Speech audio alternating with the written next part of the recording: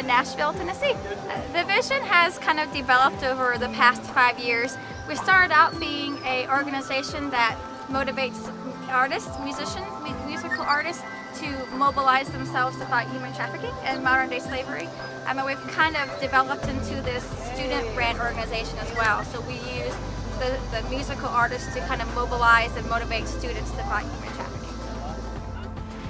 Stephen, Seth, and I started Faceless in Haiti 6 years ago, and we started it just on a whim. I was a youth director of the church, and I wanted to travel and see other places, and I brought 12 music industry friends along with me, and we just saw a huge change within them. We knew it had to be repeated, and so we went to India and brought 12 other bands with us there, and they came back and talked about it, and we just kind of blossomed into what we are today.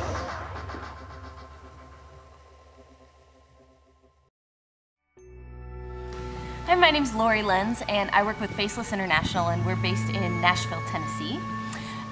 Human trafficking is actually defined as the sale or coercion to sell any person for reasons of labor, for prostitution, and for the sale of vital organs. So it's a kind of an all-encompassing large definition that covers just a lot of ground.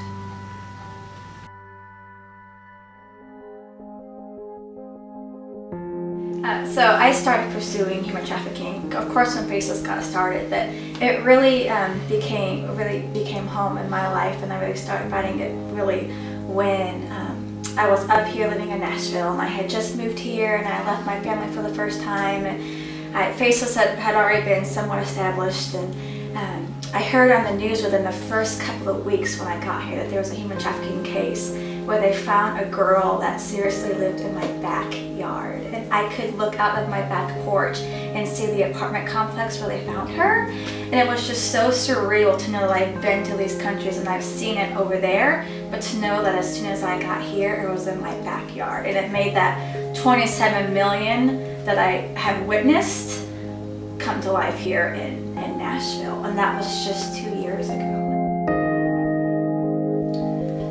I got interested in human trafficking actually because of a job. I was working a promotion for a film, and the first day on the job I was in York, Pennsylvania of all places, and found out that the night before they had busted a human trafficking ring at a massage parlor there and freed 26 girls. And it was my first day on the job, and I had no idea that in the United States trafficking was as big as it was.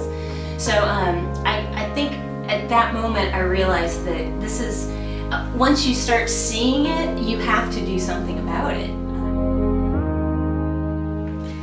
So when we were trying to think of a name for Faceless, we were trying to envision all these people that we have seen and that we have got to know and that have become our family. And we wanted to think of a name that would accurately portray how they were viewed by the world.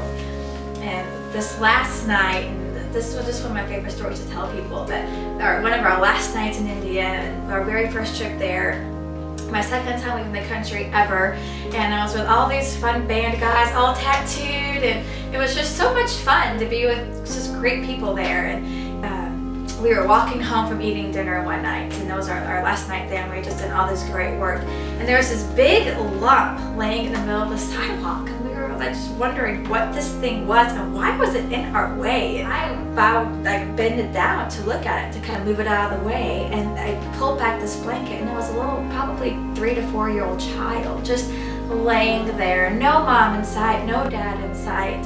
And all of us were there to help kids like this, and it was so easy for all 12 of us to walk by this thing, and it was faceless.